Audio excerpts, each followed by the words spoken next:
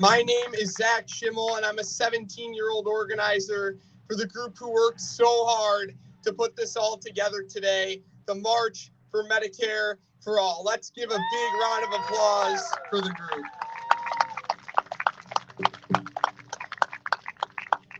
As a young person, I hope that my contribution to this movement can show each and every one of you that we can all help in our own way. And if we hope to win Medicare for All and begin building our vision for America, then we will need everybody's contributions. And your contributions are no doubt being felt out here today. Each and every one of you decided to come here to DC from all over this country to demand Medicare for all.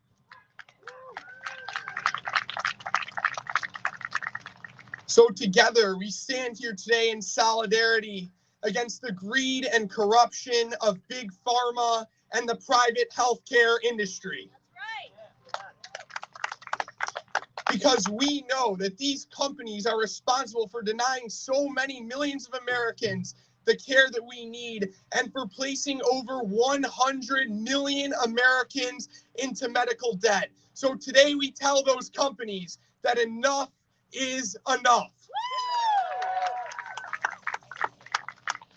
The unfortunate truth in America that we all know so well is that business interests are always prioritized before the interests of the people, and healthcare is no exception. Executives from big pharma and the private healthcare industry profit off of our pain and profit off denying us the coverage we need to live happy and healthy lives. So let's face the reality. These executives from these big health companies are oligarchs.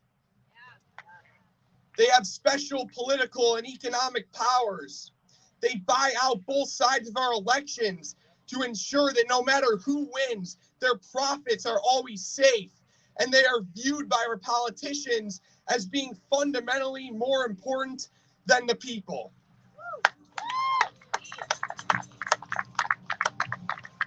Through the absurd business-first laws in this country, these oligarchs are able to legally buy out and own our government. In fact, today in DC, there are over 1,500 lobbyists from the private healthcare industry. So many of them in that building right behind me, but all of them working to undermine the needs and the will of the American people. To dismantle the influence of these oligarchs and their lobbyists, we must be united in a commitment to boycotting all political candidates who take money not only from the healthcare lobby, but from other special interest lobbies as well.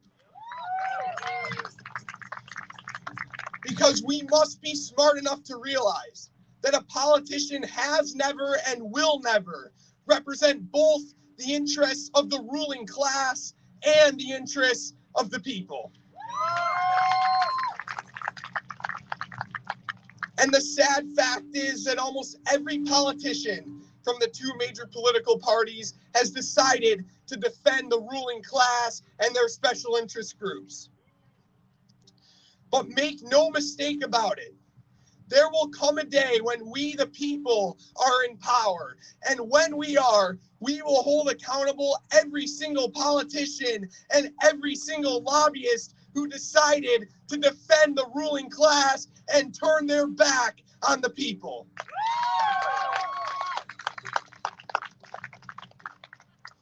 So how do we work towards a day when we have Medicare for all and when we finally have a government that works for us? First, we have to get rid of the divisive identity politics that have been pushed by the mainstream media and the political establishment for so long because they only seek to divide working class Americans.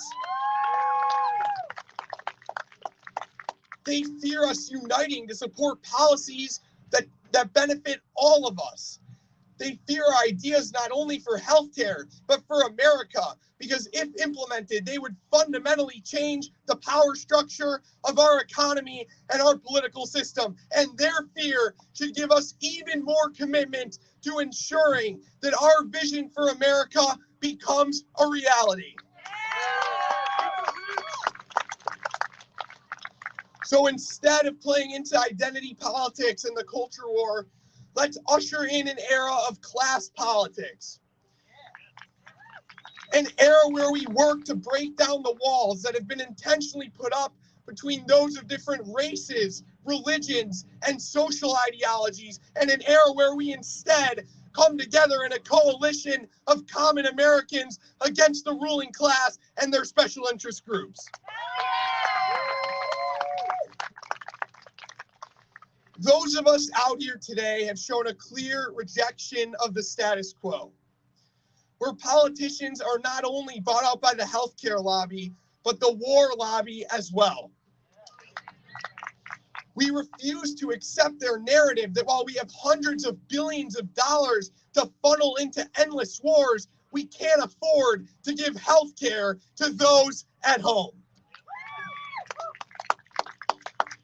And we know that despite what they tell us, those who deny us populist policies like Medicare for All are not located anywhere else in the world except right here in the United States of America. And we also know that the American ruling class is and always will be the only thing standing in the way of the interests of the American people. So we will fight that ruling class, and we're fighting them out here today. We will fight them so that there comes a day when the lobbyists in DC no longer determine our nation's policy. So that there comes a day when our government finally works for us.